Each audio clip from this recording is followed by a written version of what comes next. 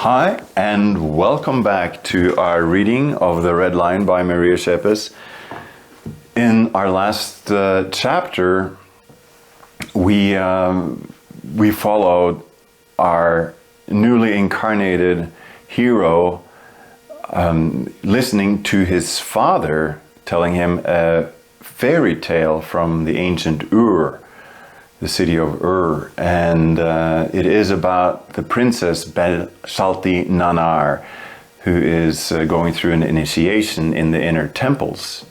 And so this is the second time, at least, I read this book, and it's been a few years since the first time I read it. And I'm glad to say that I'm picking up more of the details and the nuances than I did the first time. But I'm thinking there's a lot of complexity to this path of initiation as it is presented, both as the soul we are following as our protagonist or our hero, because it's getting closer to becoming a hero than in his previous incarnations. And some of it can get seem very complex as it can in this fairy tale. But I'd say if you listen to it again, if it gets overwhelming, it's all symbolic and it's all reminiscent of the great mysteries. And I remember when I first started the journey on the path, or when I first started seeking, figuring out there's got to be more than just this material universe. By chance, this guy came visiting our house where I lived, still with my parents, and he shared a lot of his mystical experiences, and I was still very doubtful whether what he was talking about was true or not. And I remember one thing he was talking about, because I was in my early 20s and I felt very insecure, and I wanted stuff from God if God was there. And he was like, that's not how it goes. You got to start when you feel like you need love, or you need this, or you need comfort, or you need acknowledgement. You got to start with giving. Saint Francis is famous for saying that it's in giving we shall receive. And I asked this guy, well, how do I do that? And he said, well, talk to God or to the divinity and say, let me love. And I just thought about this the other day. And I remember I was trying that, and I was like, let me love. And So I started singing it. And if I remember it right, I did it something like, let me love, let me love, let me love you, Lord. Let me love, let me love, let me love, let me love you, let me love, let me love, let me love you, Lord. Let me love, let me love, let me love, let me love you, let me love, let me love, let me love you, Lord. Let me love, let me love, let me love.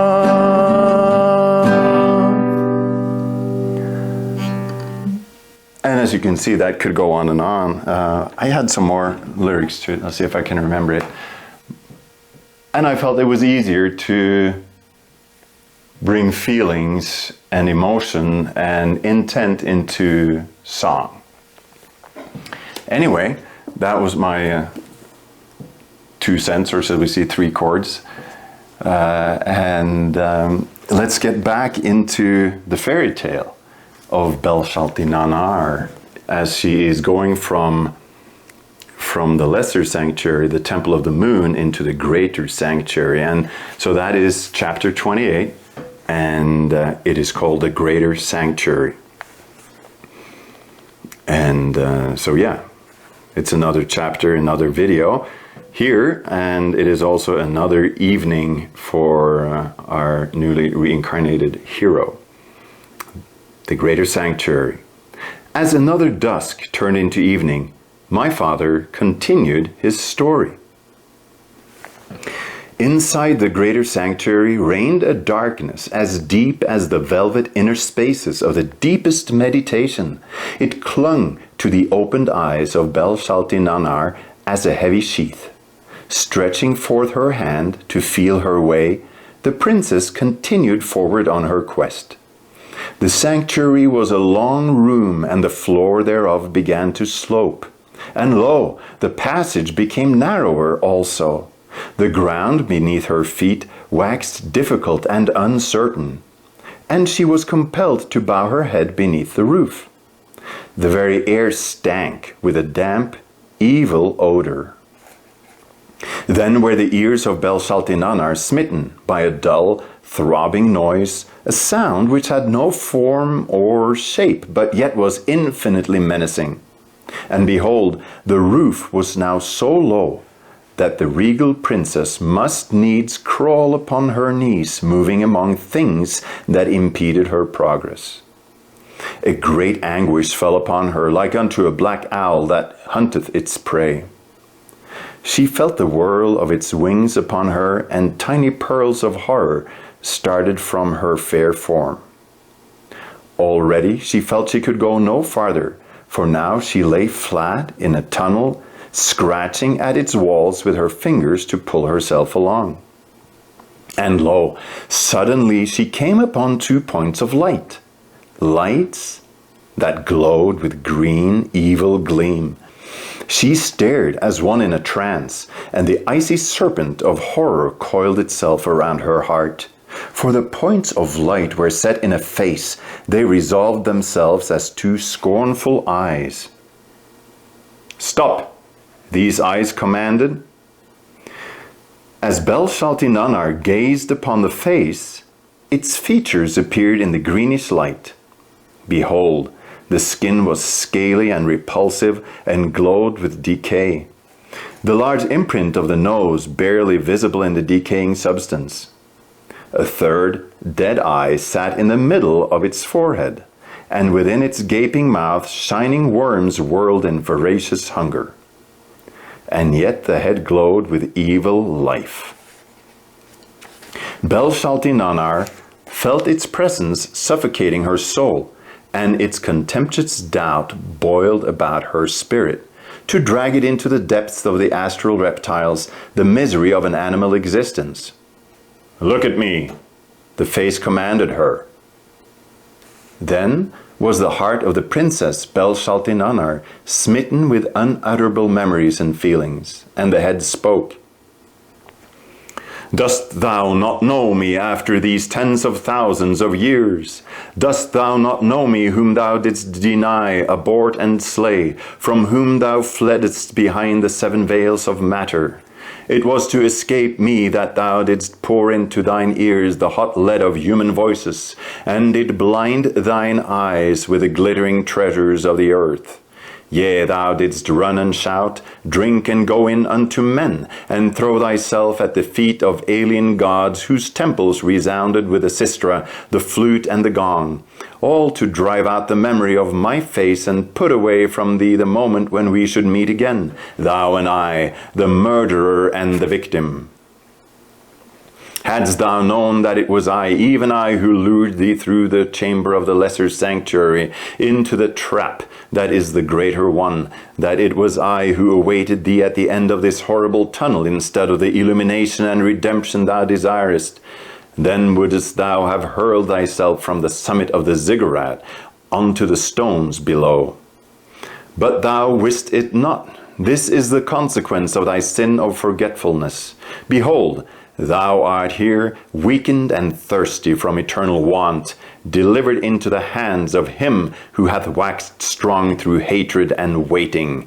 And even thine own fear, the fruit of thine own sweat and tears, contendeth with thee for its freedom, striving to gain power over thee. Slowly, the vapors of memory arose within Bel-Shalti-Nannar, and she perceived the name of this 3-eyed monster. It was the faith she had betrayed, even the holiness she had defiled and then discarded secretly, as a woman leaveth her ill-gotten babe upon the stranger's doorstep. This had all befallen long ago in the ancient homeland before the time of the destruction, when the Titans, ruled by the third eye, lived in the paradise of three worlds and knew no death. For lo, the third eye in a man's forehead is the gateway of mystic sight and power. When the Titans sinned and turned their strength one against another, it became the entry unto the hell of deadly hate. And behold, the serpent of wisdom left their minds and did slither into their loins, there to become the passion of the lower world of instinct. And the feverish passion bore its fruit of selfishness, discrimination, pain, violence, and destruction. For though the Titans knew the world of the spirit, they knew naught of the lust of the tempting earth that is poisoned by death. They were as newborn babes and thus were lost. The forces they drew from the cosmos through their mystic eyes waxed exceedingly dark and destructive, for they had to pierce the defenses of others as powerful as themselves, to take what their envious senses did desire. Thus the pure light of the sun turned its face from the earth, and the evil emanations of the gutted ghost planets were drawn into the world through these transcendental eyes. And lo, the initiated priestesses also turned away in this time of mystic storm, and the pure temple in her soul sank within her to be overgrown with weeds. Yea, the very key thereof was lost, and the betrayed idea in the sunken sanctuary became a bitter ghost, an evil demon on the threshold. And behold, the judges of the cosmos made an end to this hellish drama. A small moon crashed upon the earth, and it was cleansed with fire and water. And the rebellious Titans were driven forth from eternal paradise, and the third eye was taken from them. There remained unto them only a tiny, mysterious gland behind the forehead, a center of dim presentiments and warnings. And lo, the Titans became men. They learned the secrets of sin and suffering and strove to develop their understandings, struggling with the hieroglyphs of nature to grasp with their mortal minds the great cause they could no longer divine. And the heavens closed against the men, and the fear of death oppressed them. They searched the dark void with their minds and hearts, pitiful and helpless. The gods their fear created were naught but threatening tyrants. Lo, they could neither comfort nor heal.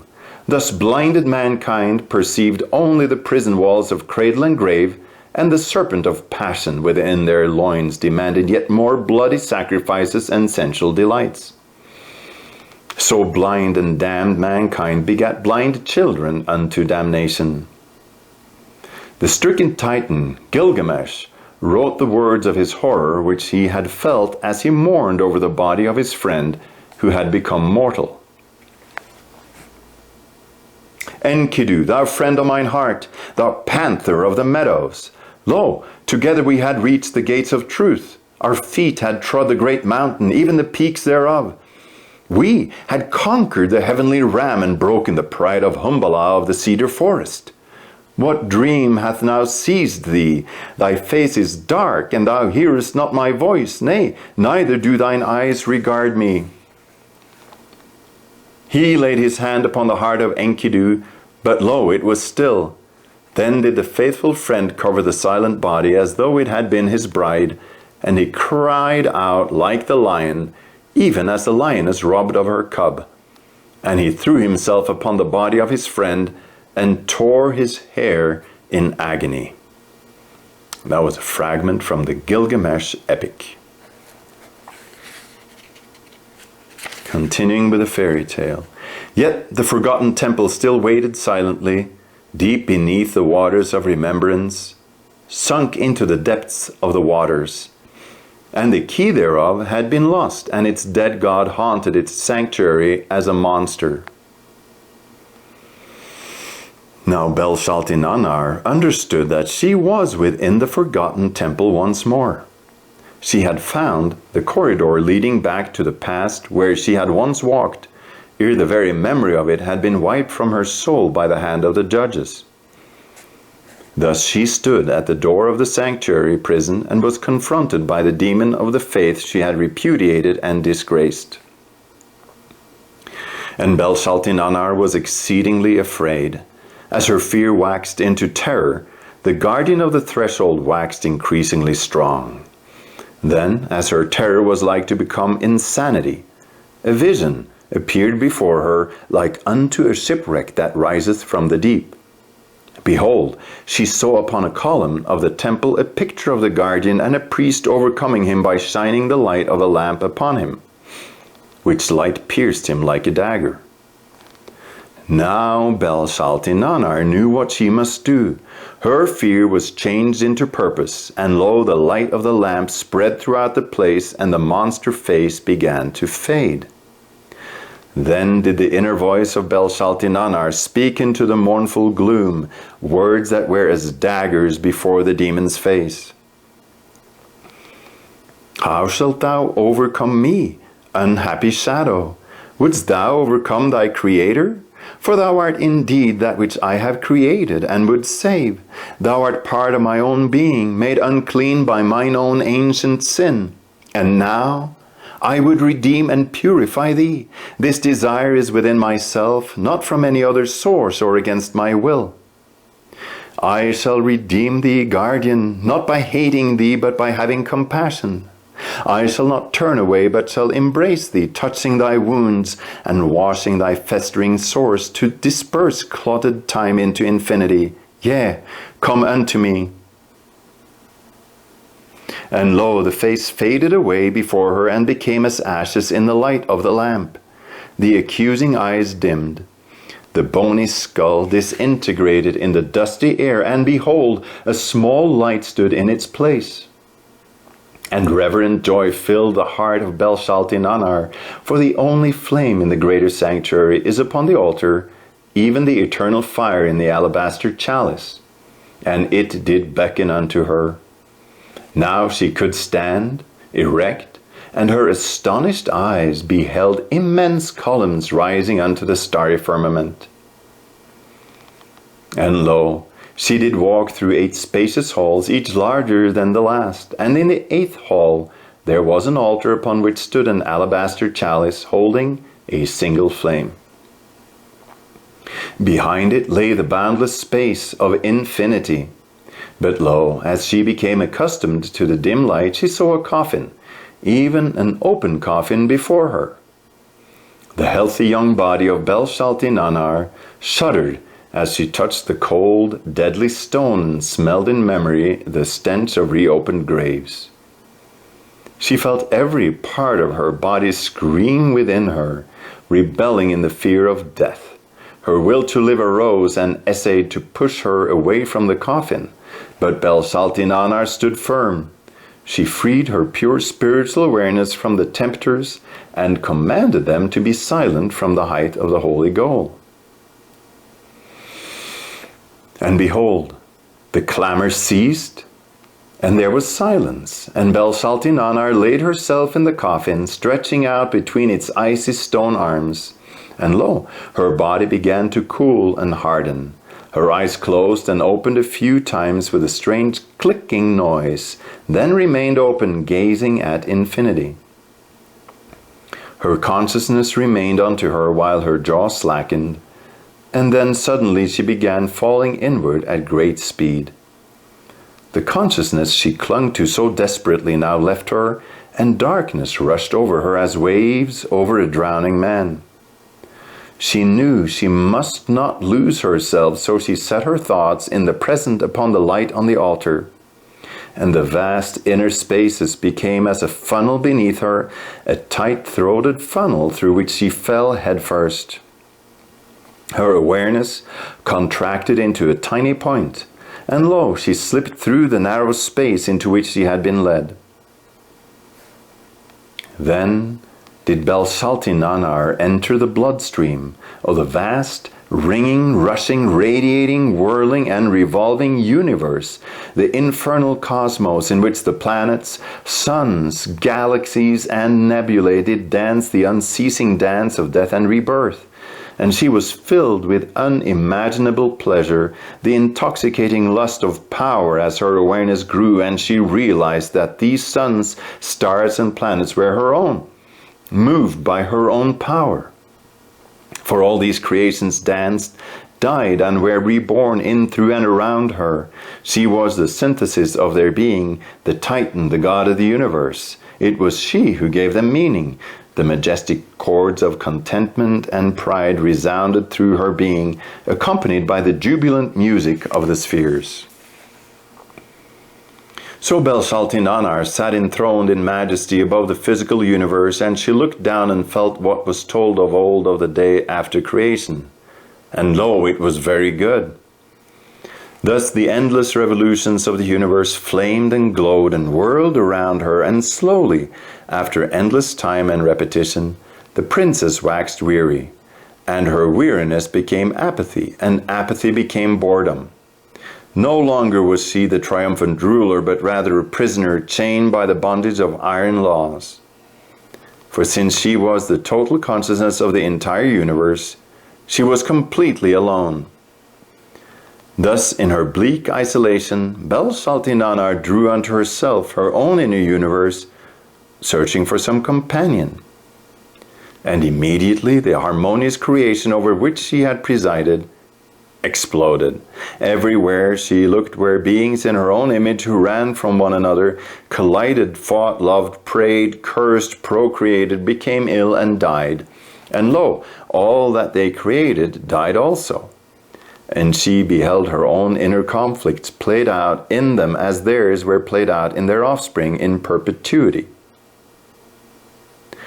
Then was Bel-Shalti-Nannar shaken with horror and helpless agony, for she perceived that matter itself is a trap both above and below, and with her entire being she longed for freedom. But could there be such freedom? Could she escape this circle of the serpent devouring its own tail? As her desire for liberation grew stronger, the mind of Bel-Shalti-Nannar became concentrated as a single tiny wand of light. And lo, her whole spirit became this wand. Its dagger point sought and found the hidden opening through which she might escape from the labyrinth into meaning. And lo, she came unto the antechamber of the Messiahs. And that is chapter 29. The fairy tale, or is it a fairy tale, goes on.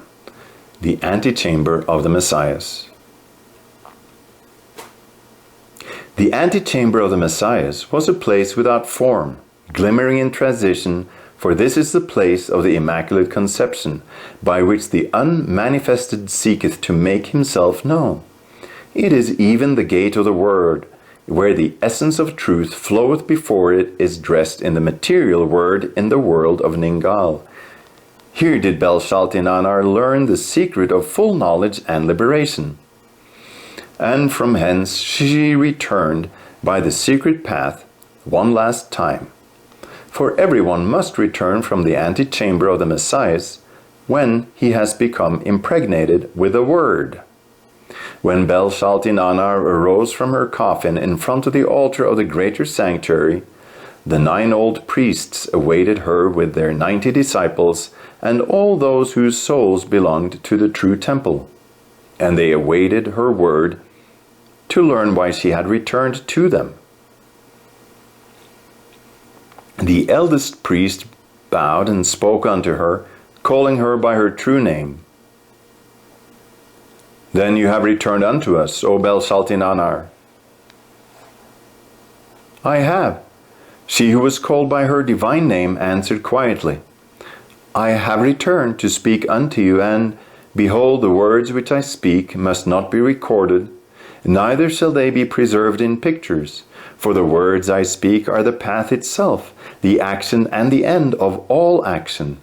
I shall speak of the final step. To hear these words is to do them, to submerge into the separateness that in the end leads to the liberation of unity.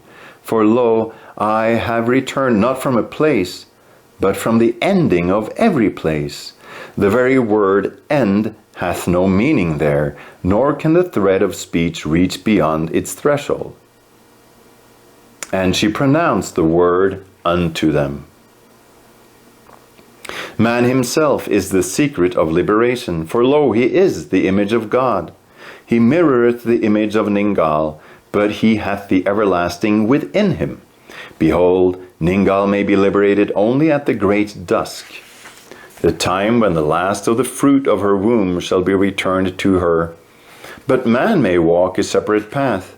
Man can redeem himself, for lo, we have a way, even God, the begetter, the unmanifested. Watch ye for the Messiah, the Avatar who cometh again and yet again to play out the mystery. He walketh upon the road and calleth unto man to follow him into freedom. He walketh upon the road for a while, then turneth into the hidden path which leadeth to the secret gate. Watch ye. Behold, a woman conceiveth, and in every country, among every race and kindred, there runneth one legend, Immaculate Conception. And lo, it was Immaculate Conception, even as life was conceived in the womb of Ningal by the word of God. And when the divine child appeareth, the earth is fearful and dark. Then are the planets in oppressive, murderous conjunction. They fill the world with horror. Evil emanates from the fixed stars. And lo, the comets plough the sky, and sunspots and magnetic storms shake the net of the earth and waters. Strife erupts in the earth, and illness becometh mortal, mania turneth to madness, and quarrels become wars that anoint the earth with blood. Shaken and aroused by strange happenings, the three blood-stained plains of the microcosmos await with trembling as he cometh. Then the child becometh a man. For a time he walketh like unto other men, remembering and preparing. But already is his enemy stirred, watching and opposing him. For lo, their senses recognize danger and the presence of a being greater and more destructive than any other. Within him lieth a cold loneliness, the enemy to the hot current of life. He is as one who carrieth smuggled merchandise, yea, even that which disintegrateth matter. The matter hindereth him, torturing his body, senses, and feelings. Its weapons are the ridicule of man, obstacles insurmountable, slanders, hunger, want and sickness, even doubt, beauty, and the many colors of pleasure. But even these trials bring purification and strength unto him, and the Messiah proceedeth upon his path. Now his step quickeneth as he turneth unto his own path, following in the ways of others no more. He marketh his path and declareth himself, with a capital H. And lo, the spiteful whisper as they watch the lone figure, they know it is he. The feet of the feeble begin to follow, for they recognize him. The winds of the world move them with wild force. They would sweep away the mortal hands that cling to him, dissolve and flood the roads in front of him, and reshape the very earth around him. The powers turn the spinning wheel of life to stun and delude him and those who follow him. But lo, the shadowy walls of matter part before the Messiah, and he crosses the torrent in safety. Then, for one moment, is the path filled with light before all the three worlds, and the gate appears. It is in vain that matter seeketh to deny his words and put him aside, for the cruel death of the Messiah is even martyrdom, and his martyrdom becometh the key of the gate of liberation. Thus the mysterium cometh to pass before the eyes of men. The revelation hath come, and the word hath been spoken. Lo, the light shineth, and bright footsteps show the way to salvation through suffering and death.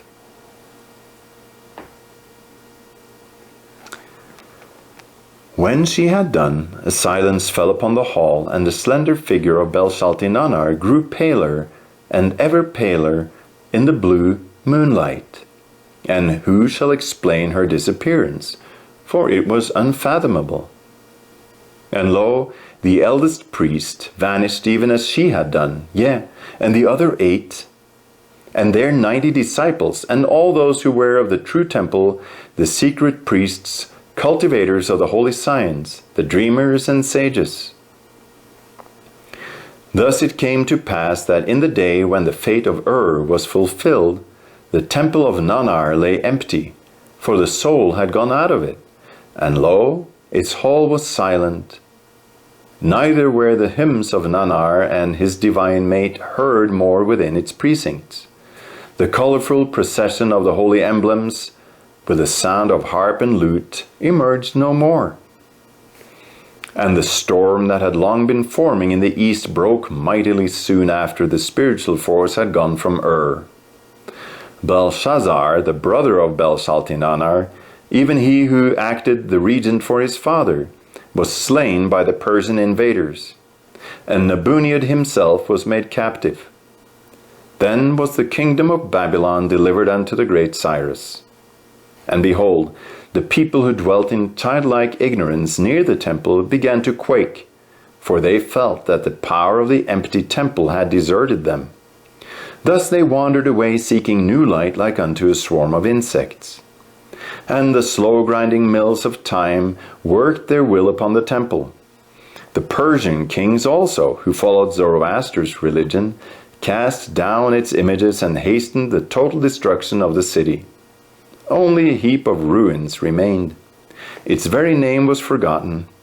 Wild beasts sheltered within its terraces, and Bedouins camped in its shadow, never knowing that beneath their feet lay buried the sanctuary from which the liberated had begun their journey unto the antechamber of the Messiah. And that is the end of the fairy tale that the father was telling, and that is also the end of chapter 29.